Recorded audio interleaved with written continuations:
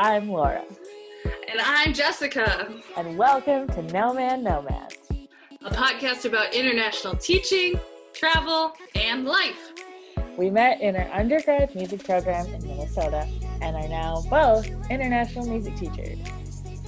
I am now teaching for a school in Panama City, Panama. And I am teaching for a school in Shenzhen, China. However, right now, because of the world events happening, we are both remote teaching from our home state of Minnesota. But we both have tentative plans to be moving to our new post soon. I hope you heard that, because that's new information. Yeah. This is new information, especially for me. So we'll try to keep you updated at least a little bit at the beginning of this podcast intro as things change. Yeah. If you haven't yet, don't forget to check out our Instagram and follow us at Nomads Podcast.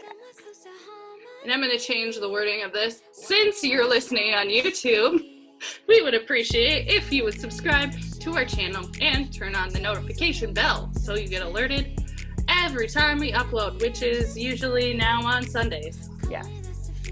Last week we talked with my former colleague and roommate Rick from Arizona about his experience with teaching, as well as the teacher strike that we both experienced there in 2017.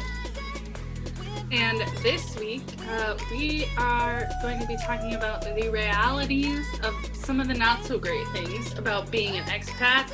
We've talked a lot about the great things and comparing it to stateside teaching, but we thought we needed to give a full representation of everything to expect. So we're going to talk about some of the things that have been more challenging to us in our time abroad. Yep. I think a lot of people want to talk about the fun, glamorous things, like people who haven't done it, because they're like, oh, wow, your life is so great.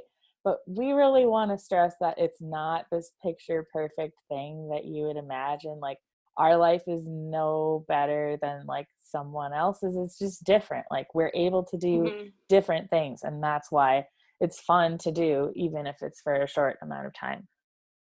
Right. There are definitely fun things, and we've talked about those, but as Laura said, it's definitely not a perfect situation. There are difficulties of any job you have wherever you are in the world. So we just wanted to bring to light some of those. Yeah. So where do you want to start? I mean, we can just go down the list. Okay. These are in no particular order for the people listening. This is just the random splatter of my brain as I was thinking, making our outline for this episode. So number one is not least important or most important. It's just whatever came out first. Yep. Okay, so, let's do it. Yeah, we talked about it a little bit, I think, sort of, in some previous episodes, how to on this topic. It's dating. And it's kind of similar to, I guess, making friends, although harder, in my opinion. So yeah, that's one of the not so glamorous things. Laura, want to speak to that at all? Sure. So I didn't even No, it's okay. Yes, I have some experience in this area. Yeah. Here's what I'll say about it. The difficult thing is probably when you have moved abroad, you are at least in your mid-20s, and that's when people start thinking about long-term relationships. I'm not saying you have to, but generally a lot of people starting in the age and older, because some people don't move until they're older, you want to look at what is my life going to be like long term. And that's really hard to plan for yourself when you're abroad. And it's equally difficult to try and include or envision including someone else in that.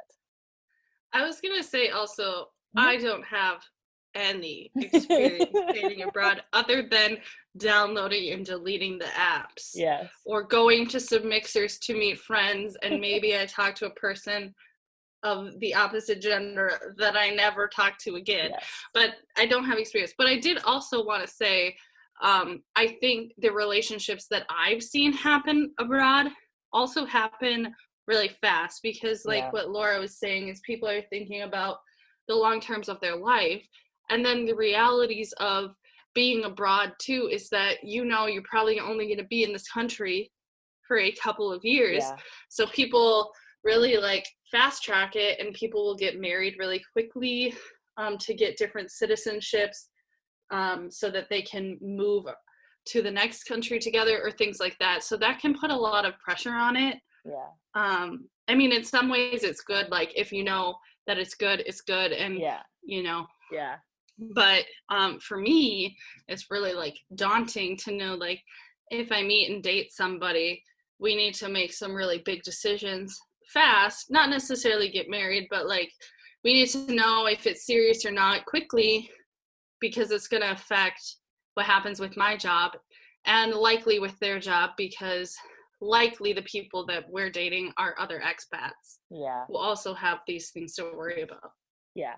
That's what I was getting at, is like, of course it's like dating in the States. Like, at what point are you going to start planning your trips together? At what point are you going to start looking at potential next jobs together? Or are you just going to say, whenever our contract is up, we'll reevaluate the relationship? There's just so many steps, and it can move faster, and it can make you have to make those decisions quicker. And I mean, it's just a wild ride, but dating is never easy. So it's just another layer of weirdness that you got to figure out, really. Yeah, so not to solicit dating advice on the internet on our podcast, but if you have tips for your homegirls, Yeah. please let us know. Like I know that I know that there's like internations and all that good stuff, Yeah. and like consulate events if you get invited.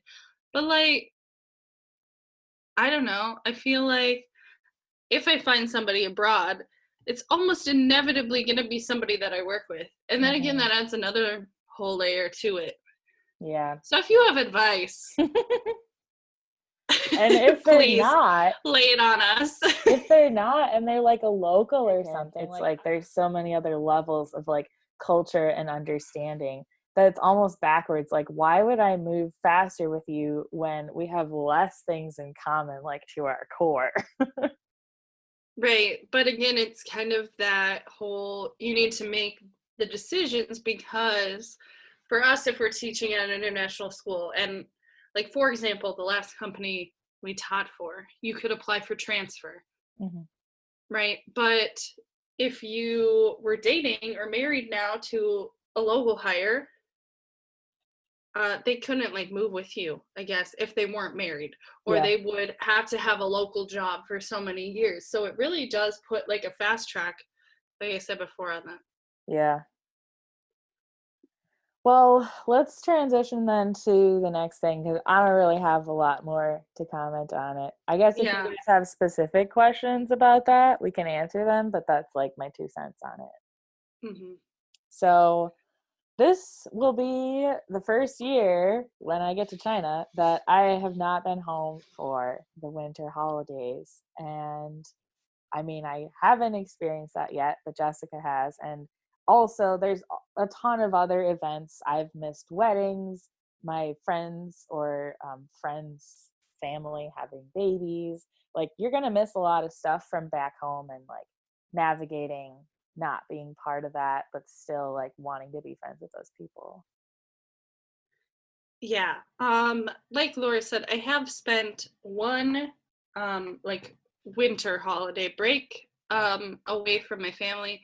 We are pretty used to spending like those smaller events, or not smaller, but you know what I mean, like our birthdays and Thanksgiving and things like that away from our family. But yeah, I did spend one winter break away from my family. I did 3 weeks of traveling. I went to 4 countries. I went to Singapore, Malaysia, Germany, France, and sorry, I guess 5 in Greece. I went to 5 countries in my like 3-ish weeks off, and I saw a lot of people. So I my first week I saw my cousin, and shout out to him. He made both of our moms make those like peanut butter blossom cookies, so that was like my little piece of home in the humidity of Singapore. And then I got to see one of my really good friends, Sam, who was on an earlier podcast, in Germany and France, and then hooked back up with Sherry and my other friend from Almaty that I hadn't seen for a year, Lori. So I wasn't traveling alone. Sorry. So that really helped, especially because Christmas Eve and Christmas Day, I met up with my friend Sam from home. So we were able to like exchange presents and do Christmassy things. But yeah, it was definitely hard. I don't want to keep rambling, but I also don't want to forget this. So sorry, Laura. Okay. The hardest part for me is like when you get over that like honeymoon phase of the new country. Mm-hmm. So for me, my birthday is at the beginning of November. So I am usually like excited, meeting people, doing things, settling back into previously life in Kazakhstan, but now things are different. And then it gets to like about my birthday, like November or like towards the end of October. You go on your fall break, then you get back to your host country, not your home. And then for me, like I have my birthday, but for the rest of everyone else, you have like Thanksgiving and you're probably working at school.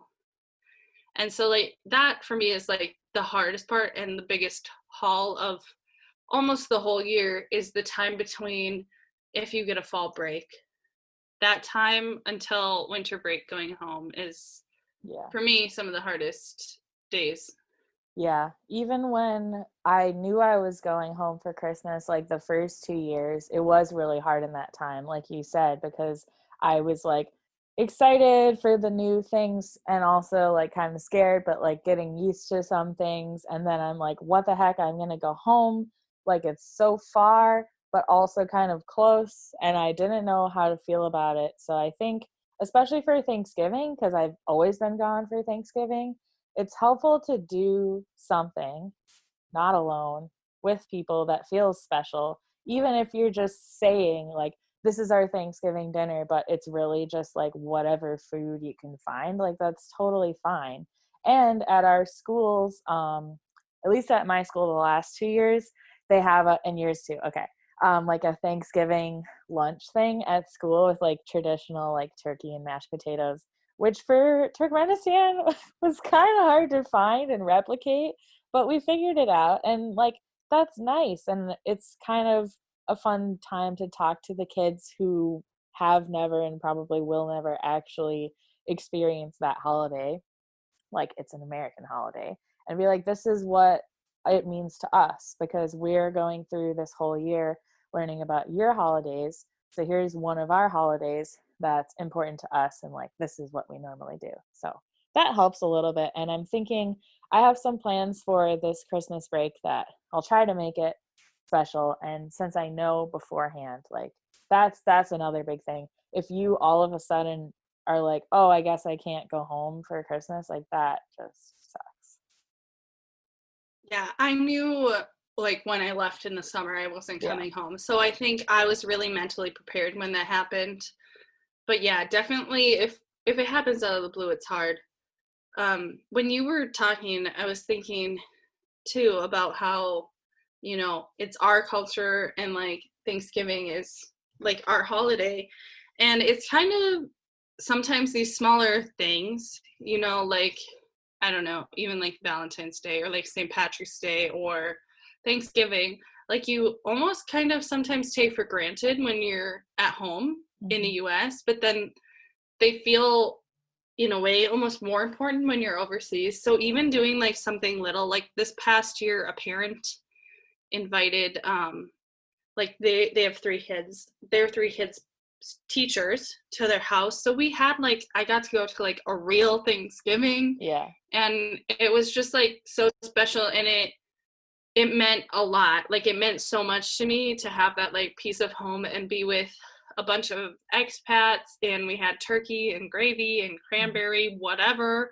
And yeah, it was awesome. So like Laura said, even finding time to do a little thing, like little things will go a long way. Even if you and your friends are having a Thanksgiving, but you're, I don't know, eating sandwiches, but it's your Thanksgiving. Like it still is special. Yeah.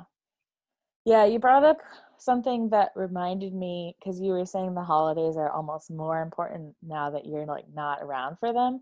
And I have felt that with the whole Minnesota Pride thing, because when I lived here and everyone has their stupid like Minnesota t-shirts and magnets, and I'm like, oh my gosh, like you live there. Who cares? Like you're there all the time. Oh, she's holding it up. Great. Yep. I have my Minnesota plaque in my room with me right now. In Minnesota! But I still have it. I just thought it was kind of cheesy, and I mean, some of that stuff in the stores is cheesy. But once I moved away and I started meeting only a few other people who either were from Minnesota or they'd been there before, and we automatically had like a better connection because we could talk about like, even if like I don't care about the Vikings, I don't care about like a lot of typical things, but we just had this connection. And now I like to have some of that dumb stuff like with Minnesota on it. I feel better about it. Yeah, I connected. I mean, this kid is very chatty that I have in 6th grade, but I connected with him even more because the other week he's like, I've been to Minnesota. Nice. He's like, it was for like a sad reason. Like my grandpa was at the Mayo Clinic, which is where Laura's from. Yeah. But I'm like, you know my state. You've been there. Like, that's so cool. And yeah, I definitely agree. Like, one of my friends from high school, she studied in Japan, and her now fiance is from the UK, and he was like back the other summer, and either he said or my friend brought up that he was always like, why are Minnesotans so obsessed with Minnesota? Like you go in every Minnesota house and there's a plaque of Minnesota, or there, there's a wood carving of Minnesota. Yep. I don't know, but yeah, I definitely agree with like I had maybe like one shirt that had like a MN thing on. Now I have more, and I have my plaque, and I have like a Minnesota necklace. Like I definitely bringing those little pieces of home with also help in all the time, not just holidays. Definitely. I don't really know what you meant by this next part. Okay, the first time I reread it, I did not know what I meant either. But I mean travel time home. So like the amount of time it takes you to get from the country you're in back home. And Lauren and I both lived in, if you didn't know, Central Asia is not close to Minnesota. So for me, usually like minimum, it would take a day, like 24 hours to get home. And I'm assuming Laura was about the same, maybe even longer. Yeah. It was, depending on the it's route. on almost the exact opposite side of the world. It was 7,000 miles and at least 3 flights, because I'd usually fly to a larger airport in the States and then to Istanbul and then to Ashgabat. So yeah, it was almost always 3 flights. It was never more or less. But yeah, that's a long time. And you're probably going to have to sleep like in a weird situation, even if it's on the plane. Like that sucks. Yeah, very similar. I would almost always go through Chicago, though I've been through several other airports, and then go usually, again, sometimes weird, or I break up my trip and travel, but usually to Frankfurt, and then to Almaty is how I would go. And yeah, I mean, it's weird that after 3 years of me being there, I was like kind of used to it, though had to bring my cat on the airplane this last time. So, those 24 to 30 hours felt more like a week, but Yeah, it's kind of weird. You sort of get used to it, but it is still a long haul, and it's definitely something to consider if you're thinking of going abroad. And just thinking about how much do you want to come home and how much travel time do you want to spend Yeah. um, to go back. Laura is going to another far country. I am going to a close country purposefully because it's exhausting. Mhm. I love Almaty, and I'm so glad I went there. But I am very excited to be able to get home in like less than 12 hours. Yeah. It's probably more realistically like 8-ish hours and And yeah. two very short flights. And it's in So the I'm same excited time about that. zone. So like you'll probably have to adjust a little bit, but not nearly as much as you would in Kazakhstan. Yeah, it's the same time zone right now. Yeah. They don't do daylight savings, so it's Hmm. either the same or 1 hour. But definitely much better than the 11/12 hours I was at. So literally the other side of the world. So Yeah. you can't get in a farther time zone. Yeah. It didn't bother Exact me. opposite.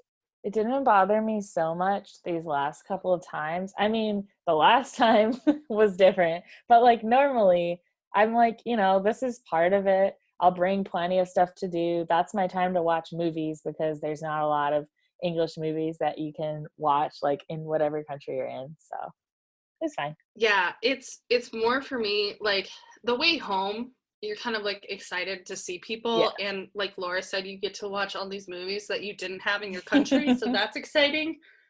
But it's more like the trip there that Mm. just felt so long and exhausting to me, which is why I don't think after my first year, I don't think I flew straight from Minnesota to Kazakhstan again. Yeah. I Yeah. always broke it up and stopped in Europe. Um, yeah, I mean, maybe I did it at Christmas, but yeah, I tried to break it up because it is long. And especially after the holidays in like January when you're going home and you just said goodbye to your Yeah. friends and family, it's Yeah. it's a lot. That's another Okay. thing. Well, we could just briefly talk about because these kind of go together, like being home for the holidays and how it's like great, but also kind of not great because you have to try and schedule seeing everyone around their holidays, and you probably only get to see everyone once. So it's like, hi, I miss you, let's catch up. Now let's try to do something fun. And now you have to go. So we're saying goodbye. So there's just like a lot of emotions. It's really draining. Like that was why last year I almost didn't want to come home because it's like for 2 weeks and for such a long flight, like I want to see everyone, but it's also really hard. And it just makes it harder because it's like all the emotions of getting there and leaving in such a short amount of time. Yeah, and that's the big reason why the 1 year that I stayed abroad that I did is because yeah, it sounds crazy when I say I went to 5 countries, but also still cumulative travel time between those places was probably the same Yep. or even less Yeah. than just going straight home. So yeah, and like Laura said, it's also a lot emotionally. So I could prepare myself and know I just wasn't going to see people, which I did have to deal with. But Mhm. then I don't know, I just enjoyed my break. But yeah, it is a lot, and especially like Laura mentioned too, when it's you're not only working around your schedule and the obligations you have with your family, but you're trying to see your friends who also have obligations with their family. So it's just like really chaotic. Like it's Yeah. great to see everybody on the holidays, of course, but there's definitely a lot to plan and think about. Yeah. So we already had a full podcast episode about making friends, but I had a couple of things to add to that, especially now. Like, you make these friends and you make probably pretty good, like deeper relationships when you're abroad, basically out of necessity because you don't know anyone. You don't have anyone to go to. So whenever you have a crisis, you're basically asking an acquaintance to help you with that.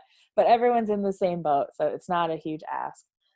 But then when you leave that place, you're like, I don't know, some people automatically say, if I don't see you or work with you anymore, I'm just not going to make the effort.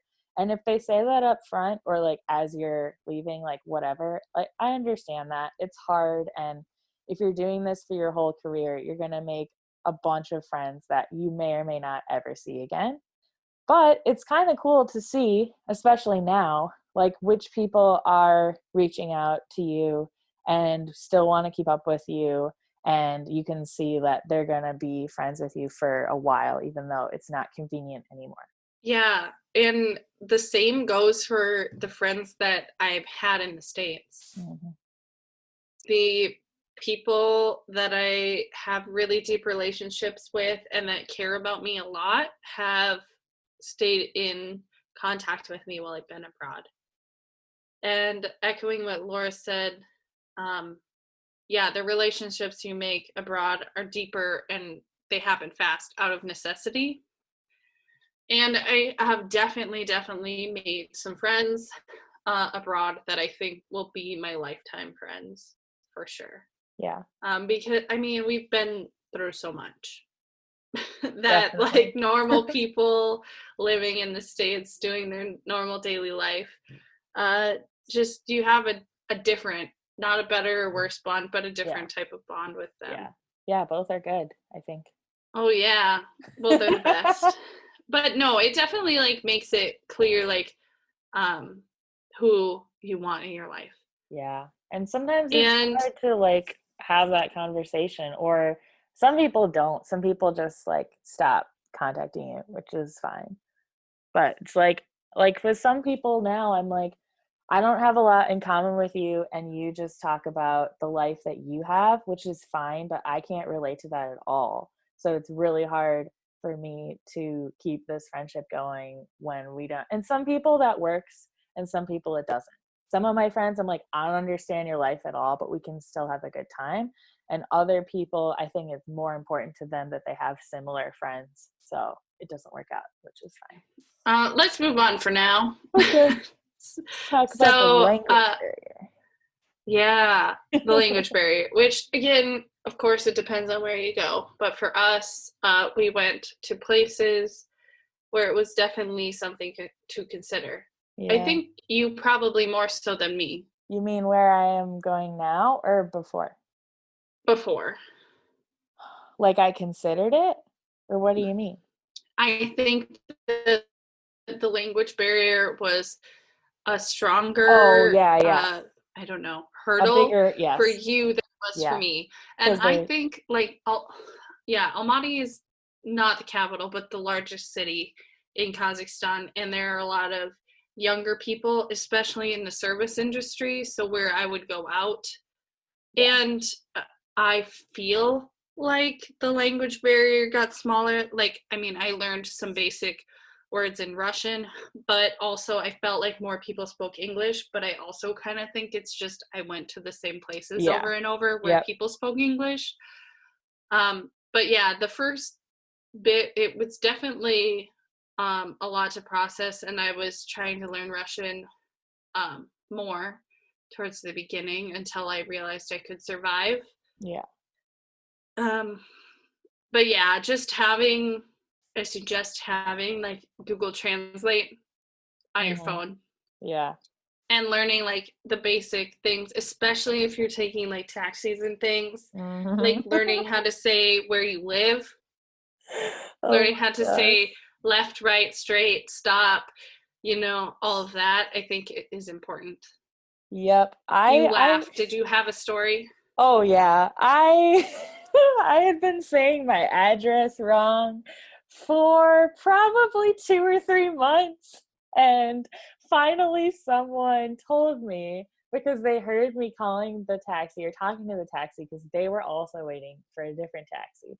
And so I said 15 shkola, which means 15 school, because that's what it's called. They just number their schools there. The schools don't have names.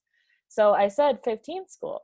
But in Russian, the adjective comes last. So you should say shkola 15, like school 15. That's just how they said it. And in my experience, Russians are super picky about how other people say their language. So they would keep looking at me like I was stupid and like, I don't know what you're saying. And I would say the street name it was on, and they're like, no, I can't help you. I don't know where it is. And maybe they didn't actually know. But finally, my friend was like, you're saying that wrong. You should say it the other way, like flip the words. So yeah, that helped a lot. I have like a tangent story. Like, I have been in some Kazakh taxis where they don't know where they're going, but they're not going to tell you they don't know where they're going. So I like, they're like, oh yeah, I know, it's okay, I got it, like, don't worry. And then we'll be driving, and then we go down to some like random little like neighborhood alleyway street, and they roll down their windows and they like shout at random people on the side of the road to try to figure out where you're going. So, I mean, yeah. Yeah. Language is definitely a thing. So at least knowing, especially like I said, directions as a single person, you definitely should know how to pronounce where you live and where you work accurately, and know some basic directions and numbers, because if you're negotiating pay, you want to make sure you know that too. Here are my life hacks too, if you want to do the bare minimum, because I'm not proud of it, but I did the bare minimum. And I was just like, Russian is really hard. And even the Russian teachers at my school said, don't try. It's too hard. You should give up. And I'm like, great, I will give up then, because I don't know what's going on. What? My Russian teachers are like, you should come back to class, No, like come learn more. And I'm like, that. They said, don't come. I don't have time. I was like, I wanted to learn Russian, but I was doing too much. Yeah. That's crazy that they told you it's too hard. Don't do it. Be honest, because also they were saying it from the perspective of they know English. And I think they were just drawing the lines as like, there's so many things that are not similar that you will really struggle. It is very since different. You're there for a short time, it might not be. And you have like 10 consonants before you get to say a vowel. And you can't practice it at school because you're supposed to be speaking English at school. So the only time that you would use it is after school or on the weekend. So that's not really enough to like have a lot of retention.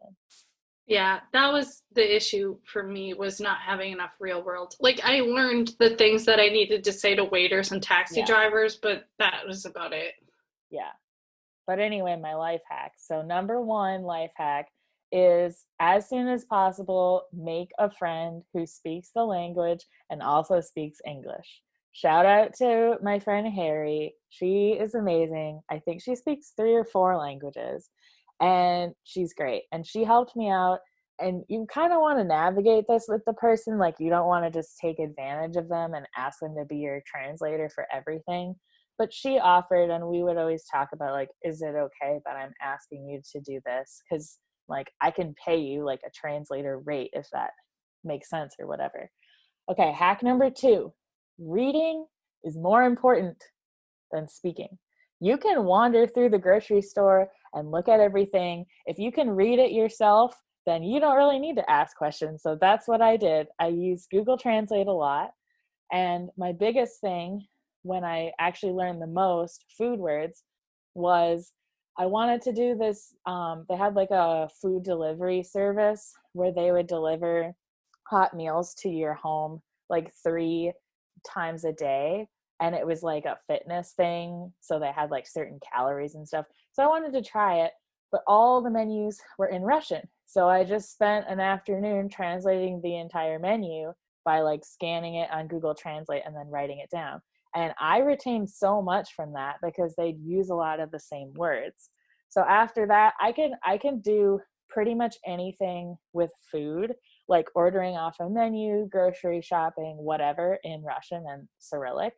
But I still don't know all of the numbers in Russian. I don't know how to say stop. So I would just say stop, or I would say please. Stop is just stop. Okay. Spoiler. But with more like a Russian, like stop. Stop. Yeah. Nope, I didn't know. I just said stop, or I would say please and hit the door. please let me out. And then they would just be like, oh, you want to stop? And I'm like, yep, I'm going to roll out now. Yeah, no, similar to you. I learned numbers. I learned, left, right, straight, and stop, which is just stop. And please, thank you, Yep. to go. Because Oh, if yes, you're at a restaurant Savoy, and you you want your got food it. to go, Savoy, come on, Savoy, let's go. And yeah, I guess probably like 50% of the words I know in Russian are food. Oh, yeah. You Uh, gotta know your seer. well, yeah. I gotta know what to order Kartoshka. off the menu. Food is literally life. If I don't eat, I will Yeah. die. So it is important. Yeah, definitely. Yeah. So Oh, my last hack is the same as what you said, which is just if you want to just keep going to the same places, whether they are in English or not, like you'll get more familiar with it and that will be helpful. So that's fine. It's probably what you do in your real life anyway. yeah, Just it's keep definitely going to fun Panera. exploring places. But if you find places you're comfortable Yeah. going, like I definitely had the restaurants where I was like, I am stressed right now. I want to go out, but I don't want to struggle to speak to somebody. I go to the restaurant. Either I know how to read the menu or I know that there's waiters there that speak English. Like it's good to have those places. Yeah, definitely. So, getting scammed. It's probably gonna happen. Just know, like, you're not gonna go your whole international traveling teaching career without getting scammed. Like, you're just gonna have to do some research and do your best. And yeah, just try and like use your instincts. Like, if you feel kind of weird or you're getting taken to some weird place, like, that is a red flag. And maybe don't travel alone when possible. I mean, I've still Yeah, done it, but I was gonna say, in Kazakhstan, we have gypsy taxis, which is sort of um, like, what do they call it? Hitchhiking, but you yeah. pay for it. Yep. And I would take them all the time. Yeah. Me too. Normally not alone, but when I would take it alone, I was going somewhere I knew where I was going, Yeah. and I knew the streets to get there. Um, I have never had any issues with like anything like violence towards me or Yeah. being harassed or anything like that.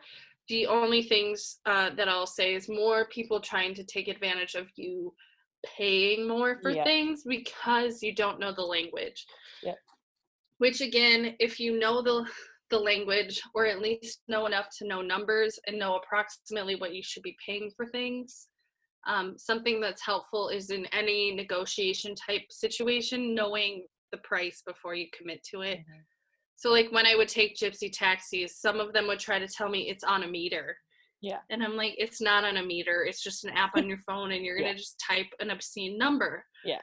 So I would always make sure they would tell me how much they wanted me to pay before I got there. Mm-hmm. And again, also a couple times they would be like, no, it was that price per kilometer or some BS. Yeah. And then again, I would just give them the amount of money, not per kilometer. I would give it and get out of the car. Yeah.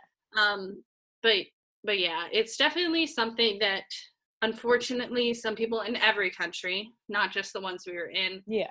will try to get more money out of you just because they think that you're not familiar with the country or the language. Yeah. And every country has a different perspective on Americans. I'm sure it's changed now since we've been gone. So, like, when I was in Costa Rica, people were really sympathetic and they were like, oh, because it was right after the 2016 election. So they were like, oh, I'm sorry, like, you guys are going through a hard time. And so they would kind of cut us some slack. But when I was in some other countries, like in Europe, they would be like, oh, you're an American, you must be rich. So we're going to charge you like extra or just see if we can get away with it or whatever. So I've only gotten scammed on like trips. I haven't necessarily been scammed in the country that I was living in because probably you're going to be more cautious and you're going to hear more things from other people before you go and do those things. So I don't know. It's not a big concern. for my host countries. Yeah. I think like the only things I can think about getting like quote unquote scammed in Kazakhstan are mostly revolved around like taxis and them Or trying to Bazaar. charge me like an unfair rate. Yeah, sometimes Bazaar, but in a way Bazaar is easier because you can just walk away from the person. Like if you know approximately how much you should be paying, you can just walk away. Whereas like if they're trying to change the price of what you're paying in a taxi and you're already in the taxi halfway home, it can be a lot more challenging. But I have definitely, again, not alone, but like with Sherry or other people, just ask them to pull over. And I just got out of a car like partway through a taxi ride before because they're trying to charge us like $50 to get somewhere that should have cost us like $5 or something. Yeah. You know, so it's like, I don't know. I'm a lot ruder when people are trying to take advantage of me, and I will just like get out of their cars, or I will give them the money that under my understanding we agreed to and leave. Yeah. But yeah, I've definitely been scammed or taken advantage of in travel. And again, it's always about money. Like when Sherry and I were traveling in Europe, some guy offered to carry our bags, and us being like dumb, optimistic white girls are like, oh, that's so sweet. This guy's trying to help us. But then no, he wanted us to pay him, and it was this big thing. Yeah.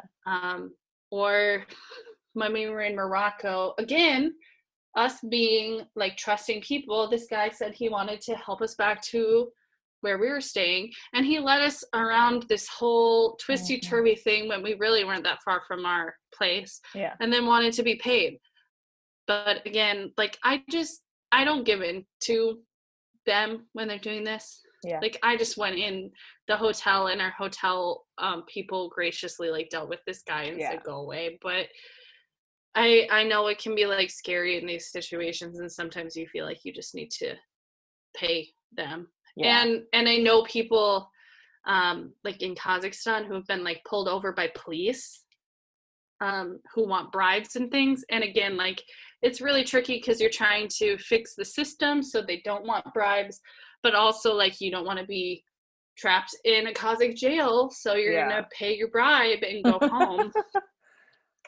Do your research as much as you can, but don't feel like you're an idiot if you do get scammed, because to me that's kind of the toll of traveling. Like I'm probably going to pay extra on stuff because I didn't do the most thorough research, but I'm only here for a short amount of time, so just kind of take it with a grain of salt.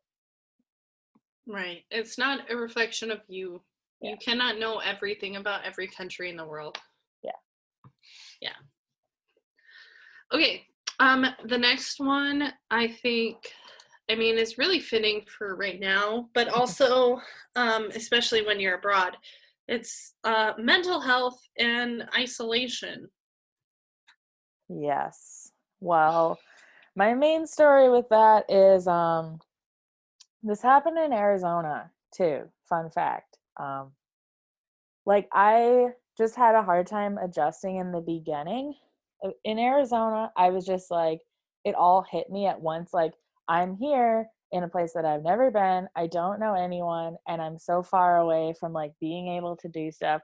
And I just cried a lot in the beginning and called my family, and it was okay.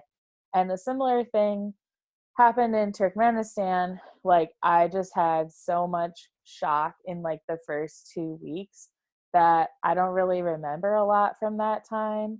And I was scared to leave my house because I had heard like what some locals might be like, and it wasn't true. It was also kind of combined with me not knowing the language and being so aware that I didn't know, that I thought I was going to be bombarded with all this information that I didn't understand, and it was really scary. So I would just go to the grocery store that was literally in the basement of my apartment building for like the first 2 weeks, and it was plenty.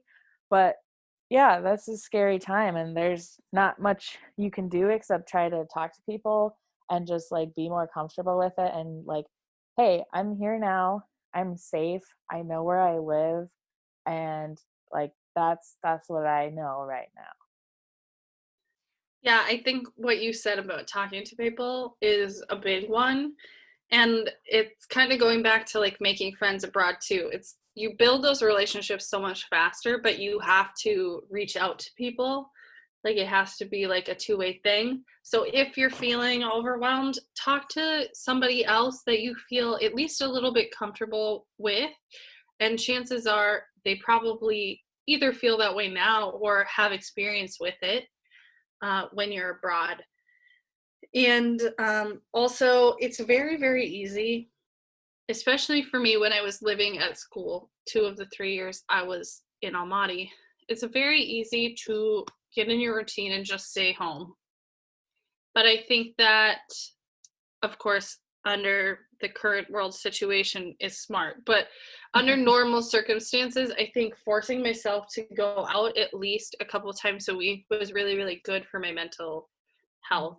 So even though it is more taxing because of language barrier, or maybe you don't have a car, so you're taking a taxi or whatever it is, it's still good for you mentally to get out and do things because that's why you're there. Mm-hmm. Because if I just was gonna go to school and go home, I could have that same job in the US. Yeah. So part of the reason you're there is to see the country and experience it. So I just really encourage, if you're starting to feel mentally worn down, number one, like Laura said, reaching out to someone else, because 99% of the time they will have a similar experience, and making sure that you do get out. Mm-hmm. And it can be going to those familiar places, but also trying new things, because again, that's why you're there. Yeah, and a lot of other countries don't have the same outlook on mental health. So if you want to like have a therapist or something, it might be a good idea to do that online. Like you can like ask around and see if there's anything locally, but there's plenty of apps now, or like you could even see your regular therapist and schedule a video conference, and that has been really helpful for me in those periods where I'm like, I don't know what I'm doing. I don't remember like why I chose to do this. And yeah, it's helpful. Yeah, and that's a good segue into our next topic, which is just about healthcare and doctors. So I have been fortunate enough that the only times I've had to go to the doctor is to do our school had required like checkups or whatever. So I've only gone with like a group of us from school to get our like baseline, like blood pressure, temperature, that sort of thing. The only time I had to go to the doctor was I had strep throat, and they could not get me in for like 3 days. So I went and taught at school for 2 days with strep throat without knowing I had strep throat. Oh no. And then the place I was going has a lot of doctors that have studied in the United States. So it is one of the better places in Almaty. But even there, when I had my strep swab, at first they told me it was negative, that I didn't have strep, and that I should just take like whatever the regular medicine. Yeah. But then they looked at it again and it was a faint line, and they're like, oh, you have strep. Oh, and boy. Looking at my own tonsils in the mirror, I'm like, I have strep. Yeah. By the time I finally got to be tested. So it can be a challenge, even at places that have American trained doctors, Oh yeah. depending on where you are. And of course, again, it depends on the specific doctor and the specific place you go. But that Yeah. is also something that you should consider, especially if you have like pre-existing conditions. Maybe thinking about where you're going and what the quality of their healthcare is. Yeah. I think a good school would give you that information and help you even before you get to the country, and say, hey, like do any checkups and get your extra medicine while you're home, because if something happens, like you might need to go to another country. And I know in Turkmenistan, if I had anything serious, I would need to go to Turkey or Dubai. Just they don't have the same level of like care that Americans are used to. And even in China, I think I would probably go to Hong Kong if possible, because they have more modern choices. And I got sick one time last year. I took like 3 days off of school, And I just like literally texted the school doctor, and she said this other teacher who lived by my house was gonna come bring over like some over the counter medication to help me out. So it's a good thing because you have this community at school, and all the teachers are kind of like a pharmacy, and you can be like, hey, do you have any more NyQuil, because I just ran out. I was just gonna say though, this is I guess not a negative, but like sort of a positive about at least Almaty. Like once I found out I had strep throat, I didn't even need a prescription. I just went to the pharmacy and said I need these drugs, and you can do it with birth control too. Like you don't need a prescription, you just go there, and it's so stinking cheap. Like I paid almost nothing for my antibiotics, and it also translates into like vet. Like I got my cat microchipped for like $12. Nice. It's like dumb. And I never paid more than like $20 getting her like all of her shots, full checkup, everything. And medical care for myself too. I don't think I ever paid more than like $20 for whatever when I would go to the pharmacy or anything. I would get like ibuprofen, and it would be like $2 for like 40 pills. It's like stupid cheap. So that is not that we're talking about positive, but it is just different than we're used to. We might not get the same standard in the office, but there are positives to other countries' medical systems for sure as well. Yeah, definitely. There's one thing I wanted to talk about before we kind of wrap this up is like culture shock, and we've kind of talked about it in a lot of different episodes, but I wanted to talk about how like other people perceive it and how I've experienced it. So a lot of times like my friends or people that I haven't seen for a while will just like blatantly ask me like, what's the culture like? Or some people will say, oh, I like traveling because I like experiencing different cultures. But for me, I don't know. I've kind of had a negative experience with seeing other people's cultures, because if you're in somewhere for a long time, you start to see everything, not just the positive cultural aspects that people want you to see, but some of the things that are different from you. And of course, I think it's probably the American way to say if something is different from me, it must be wrong or bad. And that's not always true, but it's hard to get that out of your brain. And there were some stuff in other countries that I went to, like marriage traditions or like having pride so that you don't want to admit when you're wrong. And those things were really hard for me because I felt like in my moral heart, that is wrong, the way that you are living. And other people in that culture were like, it's not wrong to us. This is just our tradition. So it's really hard to navigate that. You just like, I'm living in this place where everyone is doing something that I don't agree with, but how do you live with that? Yeah, I agree. We talked about like initial culture shock, and I had said when we talked about that I didn't feel like an initial culture shock, but like you were talking about, I actually feel like you slowly feel it over time, because I became one thing that love Almaty again, love it, love it, love it. But one thing that bothered me is just like their wine etiquette, which again, it doesn't mean it's right or wrong, but can you hear me? Yes. Did you say wine? Line. Oh, line. Okay. Line. Okay.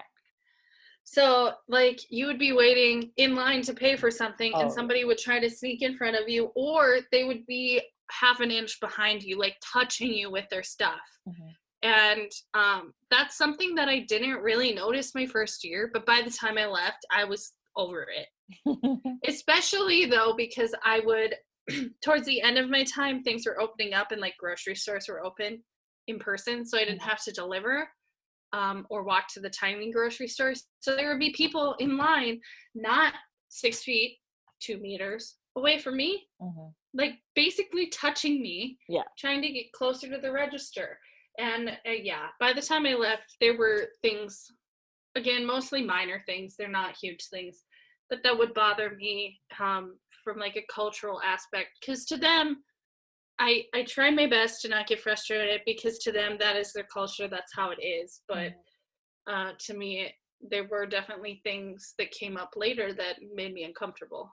Yeah, I am gonna try when I go to China, and it could be different because of the pandemic and stuff, but I want to start writing down these things that I notice, because once you start learning or noticing things about another country's traditions, you're also learning more about your own traditions and your own culture.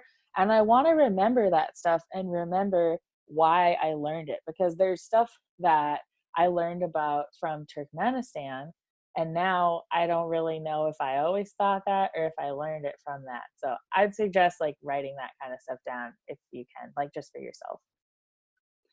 Yeah, definitely. Okay, do you have anything else? No, I think we've probably bombarded a lot of people with a lot of Yeah. information. I feel like this is like a rant cast.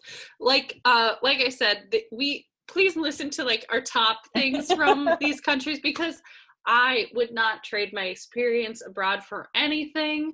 I just felt like it was important, like we said before, to give a full picture Yeah. experience of what it is like abroad, because there are challenges, but there are many, many, many positives to living abroad.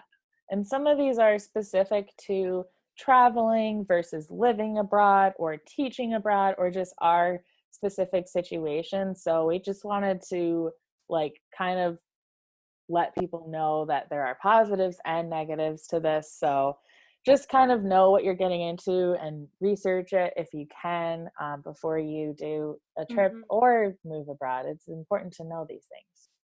Right. And we're also, you sort of mentioned this, but we're also talking about just our experience in the one country Laura's been living and the one country I've been living, which are both in Central Asia. So these are not necessarily things that are everywhere, but they're just things we noticed in our personal experience. So that's going to be it for this episode. We're wrapping it up. And if you have any questions, please let us know either in the YouTube comments here where you're listening right now, or on our Instagram page at Nomads Podcast. We are continuing to post extra clips, pictures, reminders about upcoming episodes, past episodes. We're trying to build some community there. So thanks for listening from wherever in the world you are. And we'll catch you next time. Bye. Bye.